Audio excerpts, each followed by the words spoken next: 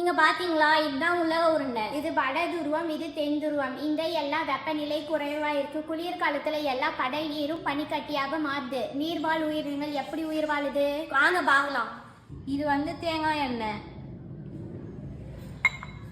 இப்போ நான் கட்டியா இருக்கிற தேங்காய் எண்ணெய் எடுத்து இதுல போடுறேன். இப்போ என்ன ஆகுது?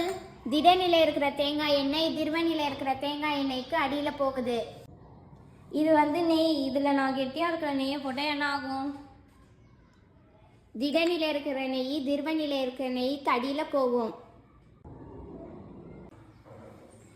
இப்போ நான் ஐஸ் கட்டிய தண்ணியில போட்டா என்ன ஆகுது பாரேன்.